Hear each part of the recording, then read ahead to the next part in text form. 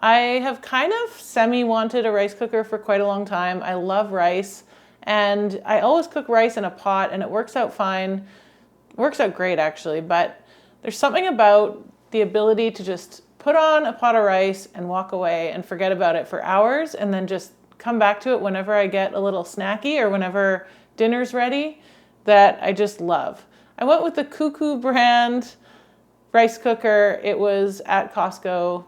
It was fairly expensive, and I hope it was worth it.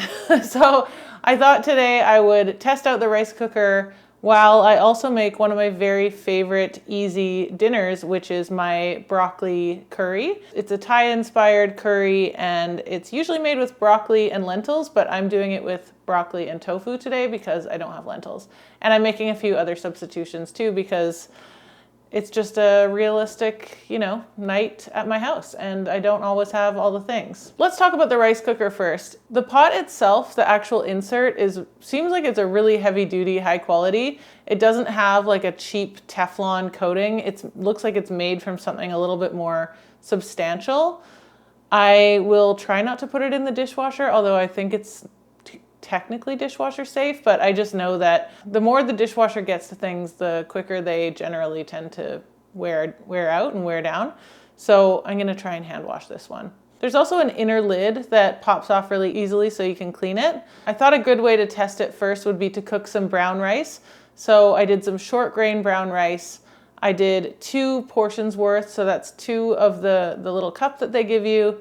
And then I gave that a good rinse, and then I filled it up to the level 2 mark on the brown rice side. It's really handy that they have the white rice and the brown rice sides marked out on the inside of the pot. I set it to the brown rice setting and I walked away, and I actually went out and ran some errands and came back like 2 hours later, and the whole house smelled so good, like nutty, delicious brown rice. And I just had this with some of my nutritional yeast dressing. This has been kicking around in my fridge for a couple weeks now because I just make a batch and kind of just chip away at it. So I just drizzled my rice with some of that and a few sesame seeds, and it was so good. This is just like such a nice thing to have for lunch. If I wanted to make it more of a complete meal, I would crack an egg on it, maybe a fried egg, but this was just perfect for me. For tonight, I decided to go with some white jasmine rice. I just used the measuring cups that were provided, and I've got that cooking away here, so I'm excited to see how that turns out. While that's cooking, let's make some broccoli curry. This is a super easy curry to make. It takes about 15 minutes all in, and I just love it. All I did to prepare for this curry was to smash some ginger and garlic. I did that in a mortar and pestle, and then I prepared my broccoli, which is 250 grams or so, and I just like to put them into fairly small florets so that I can get lots of them throughout the whole curry. If I'm using lentils, I would cook the lentils ahead of time, or you can also use canned lentils. In our case, we're using tofu, so all I have to do with this is chop it into some cubes. The other ingredients I have are some green curry paste, a little bit of neutral oil, I'm using avocado oil, some fish sauce, and some coconut milk. This recipe also calls for kaffir lime leaves, but I don't have any, but I do have a little section of lemongrass, so that should help kind of bulk up the kind of citrusy flavor. And some other things that I don't have, like cilantro and lime, I'm just gonna do without. Okay, so first things first, let's fry the ginger, garlic, and curry paste in this pan here.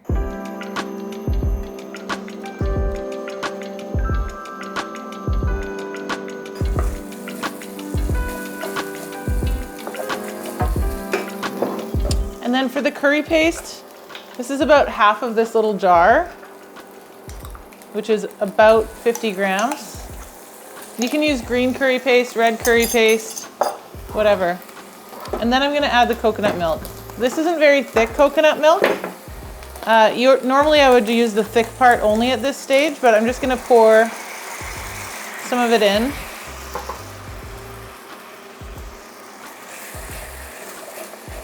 And then what we want is for the coconut milk to start to separate. You'll know that that's happening when you start to see little puddles of green liquid, green oil basically, on top of this mixture. And I learned this trick from my friend Heidi, who knows a fair bit about Thai cooking. She said that once the coconut milk separates, you know that the temperature has come up high enough to maximize the flavor extraction of the curry paste and all the other ingredients. So it's really important that you get to that stage.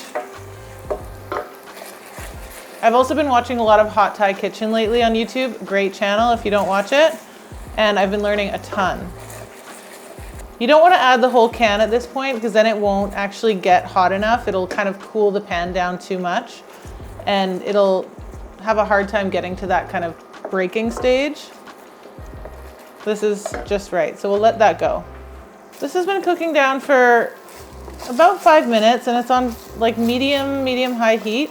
And I still don't see any separation puddles here.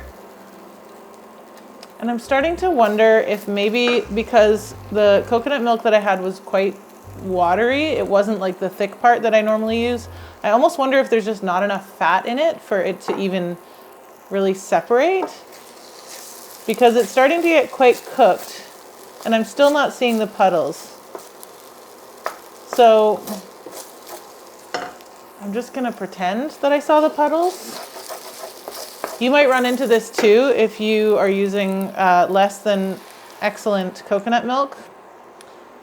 But when you do look for coconut milk in the store, you should always shake it. And if you don't hear any sound, it means that it's good and thick because it means that most of the can is like that thick, creamy stuff, which has all the good fat and it's just the best quality. That's another trick from Heidi.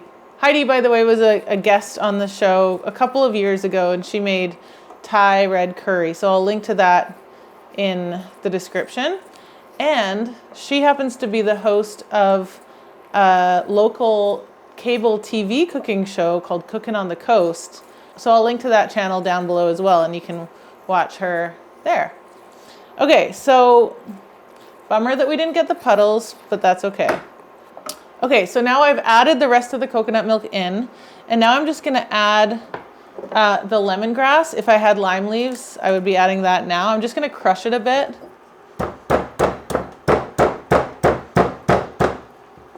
With my mortar and pestle there, just to let some of the aromatic flavor seep out. And then I'll add the tofu.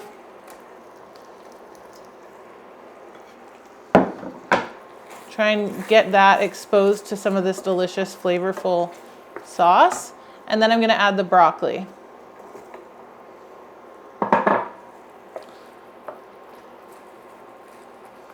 And at this stage, you just have to stick a lid on and let the broccoli steam. This part will take 2 or 3 minutes just until the broccoli's tender, and then we're almost done here.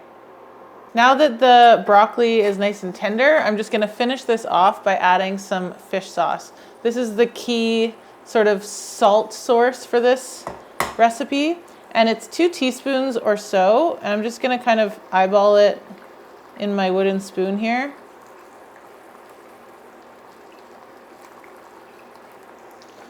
Fish sauce makes all the difference here. And then we're just gonna give it a taste, make sure it's good. If it cooks down a bit too much and it's really looking thick, you can definitely water it down a little bit, which I might. I like to do that at the end though, because sometimes when you put something like broccoli in, it kind of gives off a lot of liquid. So you don't want it to be too watery. Just gonna check the salt level by eating a piece of tofu here.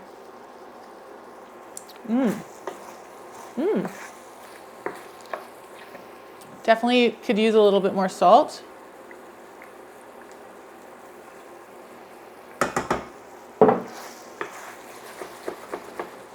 And that's about it. I'm gonna turn this off. The rice is cooked. I'm really excited to see how it turned out. I really like this sleek design, I must say. And it's nice to open. It's got this nice little push. Ooh. Wow, look at that rice. This rice turned out so good. It's so fluffy and all the grains are separate, and it's kind of like, they almost look longer than usual as well. Really good rice. There's no brown spots on the bottom. It's very even. I think I'm happy with this rice cooker so far. So let's serve up some curry.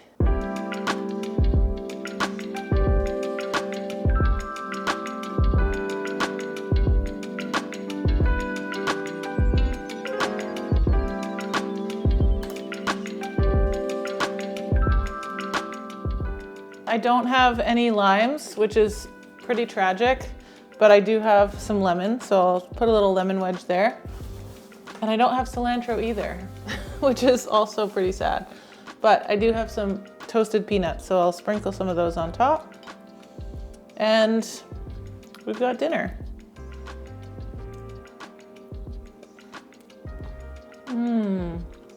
That fish sauce is so key. It's like the thing that pulls out all the flavor of the ginger, the garlic, the curry paste, even the coconut. So you really want to make sure that you have enough fish sauce for sure. And the sweetness of the coconut really comes out too.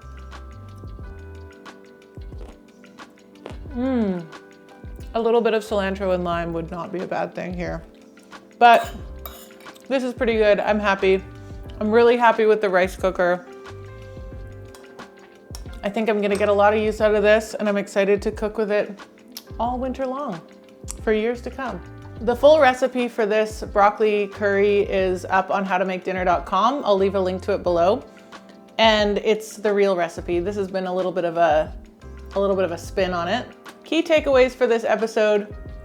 If you're thinking about buying a rice cooker, this is a good one. I mean, it's only day 2, but I think it's a really good one.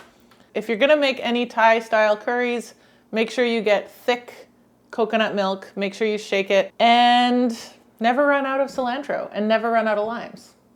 I'm learning the hard way. Anyway, this is delicious. I hope you enjoyed it, and I'll see you next time.